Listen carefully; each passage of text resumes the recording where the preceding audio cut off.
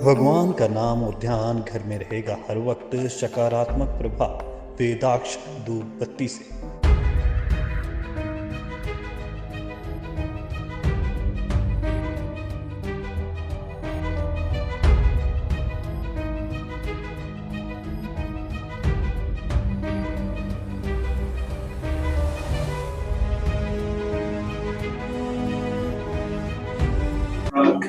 Vote चोर गद्दी चोर ये प्रोग्राम भारतीय कांग्रेस कमेटी ने हम सबको दिया है। ये हर स्टेट में हो रहा है। आप सबको पता है कि जिस तरह से हरियाणा में और महाराष्ट्र में रिजल्ट लगे और हाँ खास तौर पे मेरे खुद के स्टेट में महाराष्ट्र में जिस तरह से वोटों की चोरी हो गई, चोरिया ने वहां पे वोट डिलीट कर दिए गए। कम से कम 47 लाख वोट्स हमारे यहाँ ज्यादा एडिशन में लगवाए गए और 4 महीने पहले जहाँ पे हमारे सांसद सबसे ज्यादा वोटर से चुन के आए थे, वहीं पे हमारे जो एमएलए है बहुत ज्यादा वोटर से हार के बहुत कम नंबर हमारा आ गया।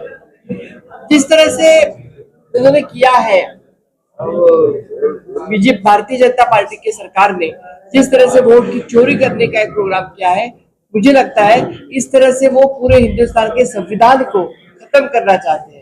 एक ना एक तरीका आजमा के वो हर रोज कुछ ना कुछ अलग करते हैं और जिसमें हमारी जो कॉन्स्टिट्यूशन है, कॉन्स्टिट्यूशन को धक्का पहुंचाने का काम वो करते हैं। और इसलिए कांग्रेस पार्टी ने तय किया है कि हम कॉन्स्टिट्यूशन को धक्का नहीं लगने देंगे। हम सब मिलकर इसका पुरजोर विरोध करेंगे। और ये जो वोट चोरी है, जैसे बीच में हमने प्रोग्राम किया था वोट चोरी के, तो वो बहुत अच्छा प्रोग्राम हुआ था। यहाँ पे चंडीगढ़ में भी हुआ था, हिमाचल में भी हुआ था और यहाँ पे अपनी सिग्नेचर कैंपेन उन्होंने किया है। हम ये सब सिग्नेचर राष्ट्रपति जी के पास भेज देंगे और उनको बताएंगे कि इतने लोग इस वोट चोरी के खिलाफ बात कर रहे हैं, उसमें आपने ध्यान देना चाहिए। यही मैं इस समय बताना चाहता हूँ। लोकतांत्रिक ढांचे की बुनियाद उसकी मतदाता सूची होती है और अगर मतदाता सूची के ऊपर आशंकाएं खड़ी होनी शुरू हो जाएं तो लोकतंत्र के ऊपर, जमहूरियत के ऊपर एक प्रश्न चिन्ह लगता है। क्योंकि बुनियादी जो दस्तावेज है, इस दस्तावेज के तहत लोकतांत्रिक प्रक्रिया आरंभ होती है और संपन्न होती है, वो मतदाता सूची।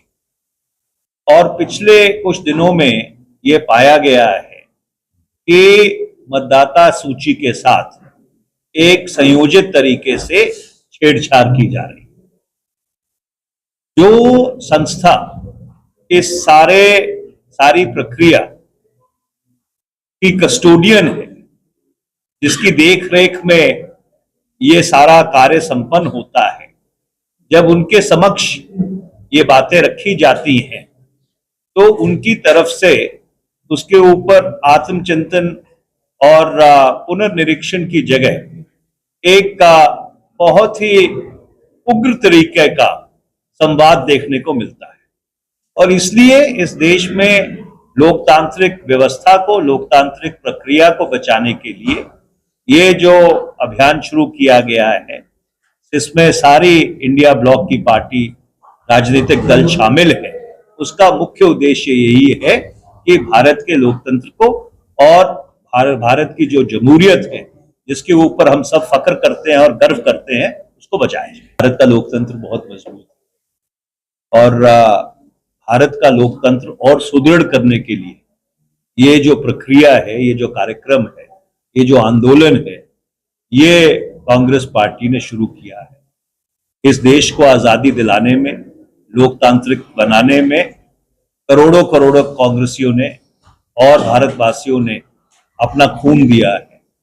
और विडंबना ये है कि जो लोग आज लोकतंत्र की दुहाई देते हैं, वो भारत के स्वतंत्रता संग्राम में कहीं पे भी नहीं। तो इसलिए ये जो अटपटी बातें हैं, इन अटपटी बातों का जवाब देना जरूरी नहीं है और मैं जवाब देकर उसको सुशोभित नहीं करना चाहता।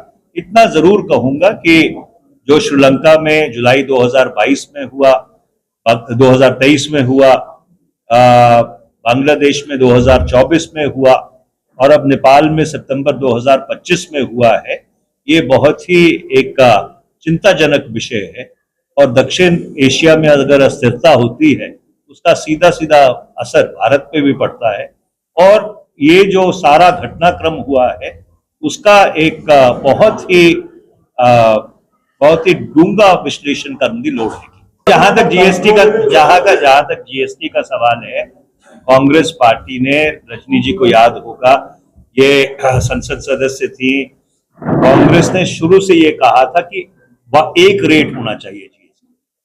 आपने 8 साल तो 4 रेट रखे और अब अपनी भूल स्वीकार करने की जगह, लोगों से माफी मांगने की जगह कि किसी को 5%, किसी को 12%, किसी को 18%, किसी को 28%, कई ऐसे प्रोडक्ट्स हैं जिनको जिसपे सिन टैक्स लगा हुआ है 40% का। सो इसलिए भाजपा को लोगों से माफी मांगनी चाहिए कि लोगों की जेबों पे जो पिछले 8 साल में जीएसटी के नाम पे डाका डाला गया है। देखिए, ऐसा है कि हर बयान जो भारतीय जनता पार्टी की तरफ से आता है उसके ऊपर टिप्पणी और प्रतिक्रिया देकर उसको सुशोभित करना जरूरी नहीं।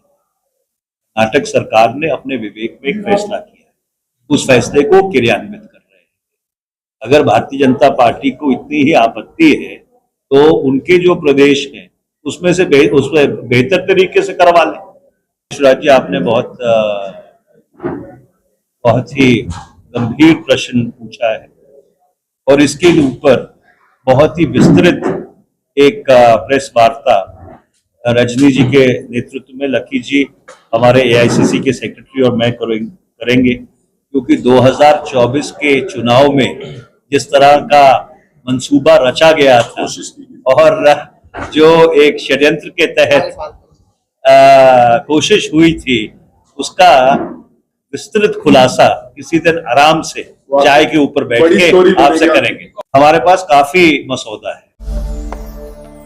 भगवान का नाम और ध्यान घर में रहेगा हर वक्त, सकारात्मक प्रभाव वेदाक्ष धूप बत्ती से। वेदाक्ष ज्योतिष सेवा संस्थान द्वारा अभिमंत्रित धूप बत्ती रोज, मोगरा और बेलपत्र की महक से लक्ष्मी का होगा वास। वेदाक्ष धूप बत्ती।